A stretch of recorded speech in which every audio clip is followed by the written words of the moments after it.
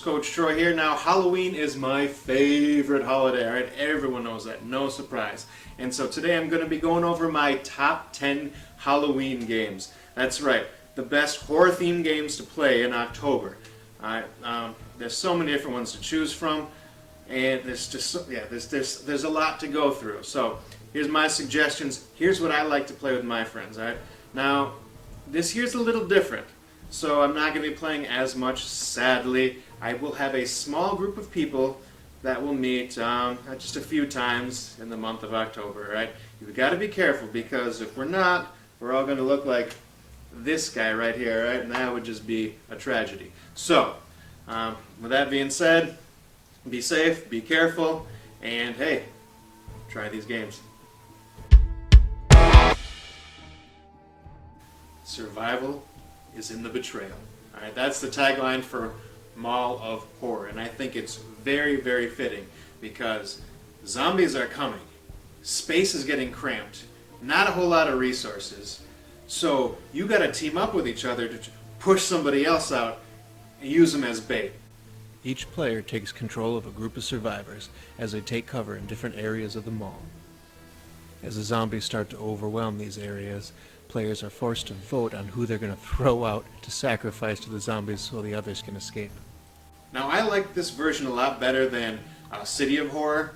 Because it's pretty much just the negotiation, the talking, the trying to convince people that you're not the biggest threat, that someone else is, all right? That she's got to be the one we got to sacrifice so that we can survive, or that he is the bigger threat in the long run, so we got to make sure he doesn't take advantage, all right? And so there's just so much of this, and it's, you get mad a lot of when your characters get thrown out and ripped apart by zombies. It kind of hurts your feelings a little bit. But that's what this game is distilled down to. It's a lot of fun. I love the artwork. It's just gritty and bloody. It's fantastic. Lots of fun with a good group of people. Now, if you're a fan of Resident Evil and want to get that in a board game version, Dark, Darker, Darkest is a fantastic pick. You have a group of people, you're going into a mansion, trying to avoid traps, zombie hordes, and solve puzzles to get into different rooms, picking up items, gearing up before you can finally take on whoever the boss happens to be. Dark, Darker, Darkest by David Oslus is touted as the cooperative survival horror board game. While exploring this mansion, the zombies will be the least of your worries as you solve puzzles, avoid traps, and take on lots of other unknown creatures. Now, this is one thing I sadly traded it. It's one that I wish I didn't trade. If I do see it again for cheap, I'll probably pick it up. But yeah, it's a lot of fun. I did actually take the expansion box and turn it into a dice tower, which I definitely kept. But if you see it, it's a solid game. If you like Resident Evil, it's definitely a whole lot of fun. Betrayal at House on the Hill is going to be on a lot of people's Halloween lists. A group of people are going into a mansion. It's a tile-laying game, so you're laying out the mansion as you go through. All these different spooky things are happening to you. You're gaining equipment. But eventually, one of you is going to turn on the rest of the group. And nobody knows who that is. Not even the person who's going to do it. So it's not quite the hidden deduction game, but it is someone is going to betray. Someone's going to turn evil. You're not sure how, you're not sure when, you're not sure who, but it's going to happen.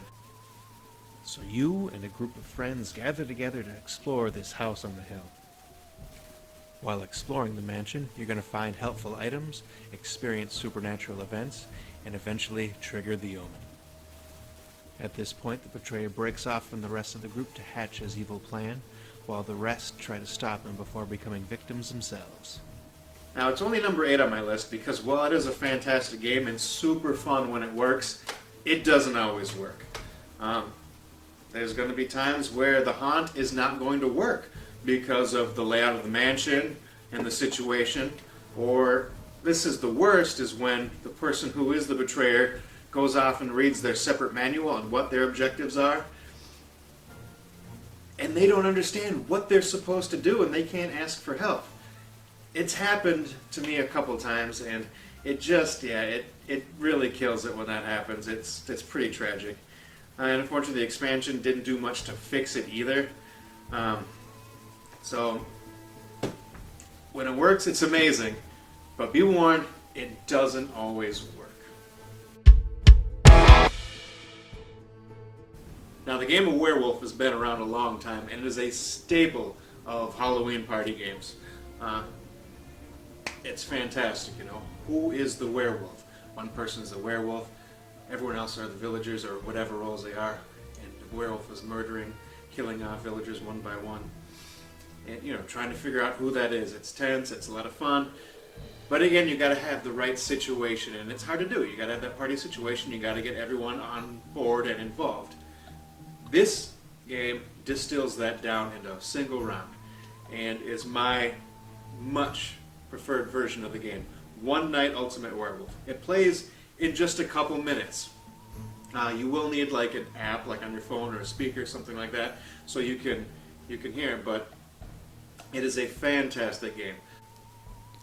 Each player is dealt a role card, and different roles have different powers, such as looking at other people's character cards or switching other people's character cards. After the players spend the evening triggering their powers, they wake up, open their eyes, and start letting those accusations fly. Now, this is one of my most played games of all time. I love just this version. But there's so much more for it if you'd like. You can get the alien version, you can get the vampire version. There's so many expansions just for this one, so you can get different roles and play different parts.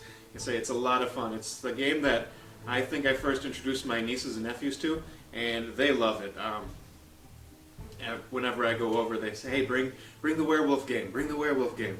And yeah, we have a lot of fun with it. That social deduction, the lying to each other, which one of you is telling the truth, which one is lying, and having just a couple minutes to try to figure it out by asking questions, and just watching body language. And did they blink? Was that a blink?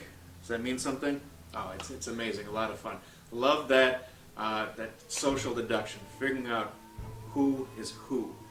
And a little bonus one, I recently picked up a game for 2 players. Now, it's really hard to get this kind of feel from a 2-player game because you usually have a bunch of people.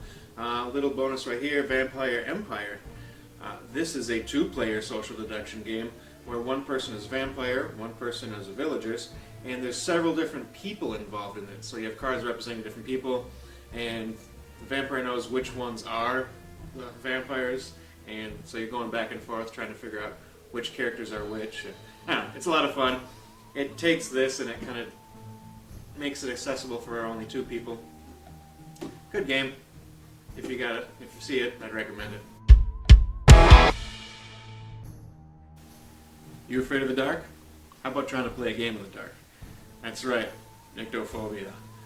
In this game, one person is going to be vampire, witch, murder, whatever version you get. The other players are going to have blindfolds on.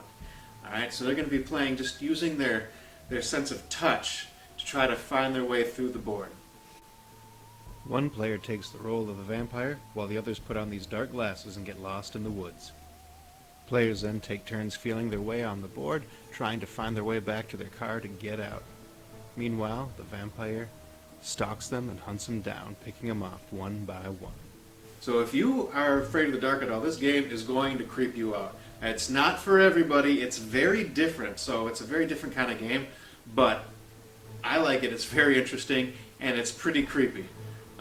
You just, feeling around, not wanting to hit where that killer is. So, hey, give it a try. A lot of fun. Nyctophobia. And for my Cthulhu entry, Mansions of Madness, one of my favorite games of all time. Now this is a ton of fun. It is a dungeon crawl, but in a mansion or a city or wherever. And the best part is you are all grouped together. There is no single person that has to be the dungeon master to put people through it. Instead, you're going to use a tablet or something like that to that's going to navigate, tell you what pieces to put out and how to play and whatnot. And this game is just so much fun. You take the role of unique investigators, as the app guides you through each scenario, whether it be in a mysterious mansion or a small port town. Conspirators, cultists, and otherworldly creatures are only some of the dangers you'll face during your investigations. Every playthrough is different as the game finds new ways to push you to the brink of madness. Now, this is one of my favorite games of all time for sure. If it was just a list of my favorite games, this probably would be on top of the list today. But for Halloween, it's about in the middle. There's a couple I feel that do a better job. And I also love like the living card game. That is also a lot of fun, but I like to play that one solo, and I don't think it's as good with a group of people. So that's why this one takes a spot over that, and that one's not on the list at all. Solid game for sure, but I think this is just such a better game with a group of people, and it's different every time. Fantastic. You'll love it. Now, the whole point of a Halloween party, or any party in October, is to put on a costume and to pretend to be somebody else, right? And Mascarade, that's exactly what you're doing. Everyone has different roles, and you're swapping the roles and trying to claim to be them. Right? And are people going to call you out on it, or are you not? Right? It's a fantastic game. In Masquerade, everyone's going to start with a different character card with a different special power, and they're going to be trying to collect a certain amount of money. On your turn, you can check your character card, someone else's card, or swap cards with somebody else. Or you can trigger a special power by claiming to have that character. Other people, however, can challenge you if they think they have that role instead. Now, this game is extremely chaotic, alright? A couple minutes in, you're going to have no idea who you are. You're going to think you know, but you're not going to know. Alright, you're going to be mixing your cards and you think, uh-oh, which one was the one I was going to keep again? It happens every single time. Alright? Lots of chaos, lots of fun. Masquerade. Now, you watch horror movies and they're always making these stupid decisions and you always feel you could do better, right? You wouldn't go to that house. You wouldn't spend too much time talking to this person. You wouldn't trust that person. You wouldn't fall for the locked door, whatever, right? Yes, you would, because last night on Earth, that's exactly what's going to happen. It's townfolk versus zombies in one of these many scenarios as they try to fend off the zombie hordes, defend their homes, or make their escape. While the townsfolk collect equipment and weapons, the zombie player has the ability to play cards, powering up their zombies, or forcing the townsfolk to make stupid decisions. Yeah, this game is just like playing a bad zombie movie. It has all of the tropes in there. There's so many expansions. You can add so much to it. You're playing cards on each other that are going to result in these silly things happening, like you lost your keys or you tripped.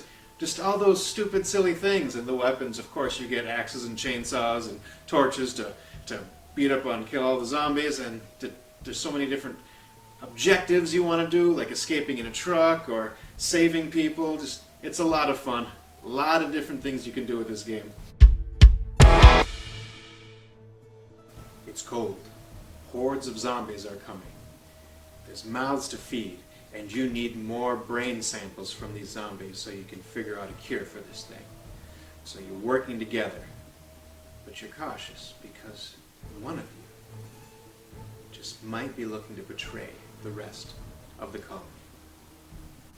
In this post-apocalyptic zombie world, you're forced to balance between defending the colony, achieving the team's scenario goals, and taking care of your own personal needs.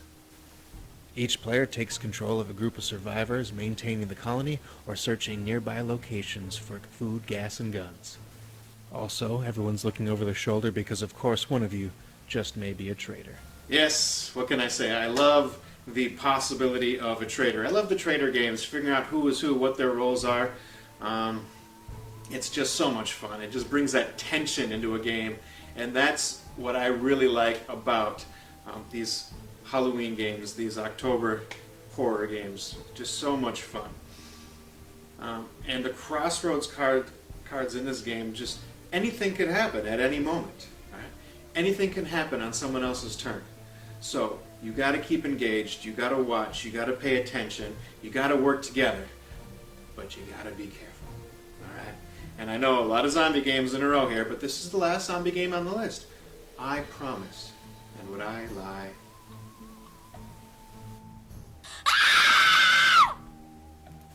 Now, before I get to my number one, I gotta give some shout-outs, alright? There are just way too many fun games that you could be playing. In the Cthulhu mythos alone, you've got Elder Sign, Eldritch Horror, Arkham Horror, the living card game that I already talked about, and even Unspeakable Words is a fantastic October game that you can play. Oh, so much fun. And different games have their horror-themed versions, like The Walking Dead Bang. That's a great game.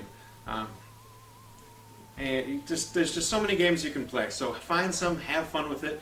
You know, I even like busting out the old 13 Dead End Drive we're going to be playing on like a rainy night.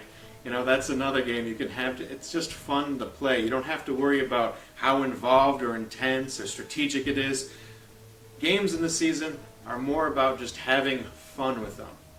So find your games, have some fun, and I gotta, of course, give kudos to the one that started it all out, even though, you know, it's not number one on my list, but I gotta give some respect to Zombies, alright? That is the game that really started the horror game craze, I would say. The zombie craze, for sure.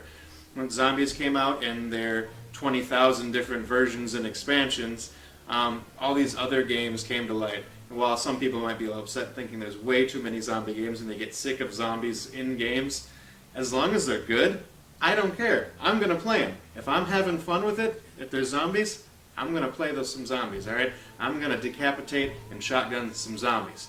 So, thank you, Zombies, for that.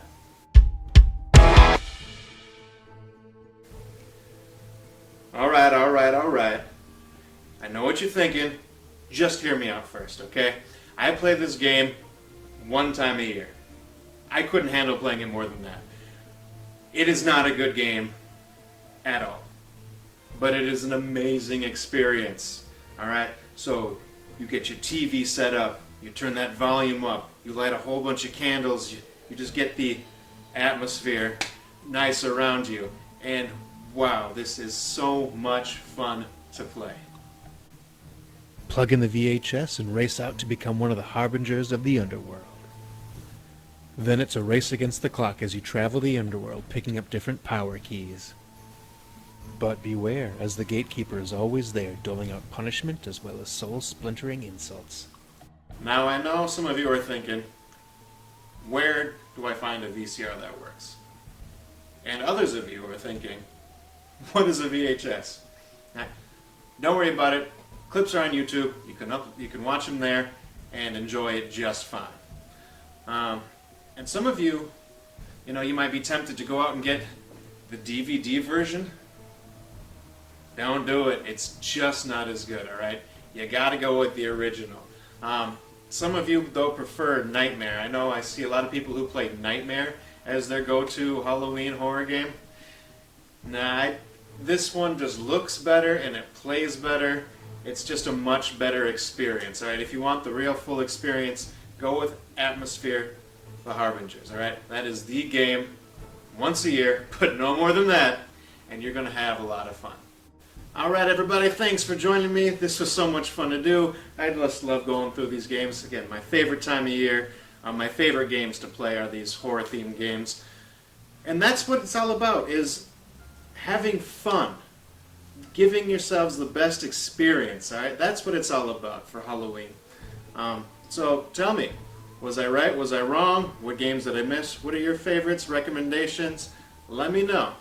And again, I'm going to say there's no wrong answers because as long as you're having fun, it's the right game. Alright, thanks for joining me. I'll see y'all next time.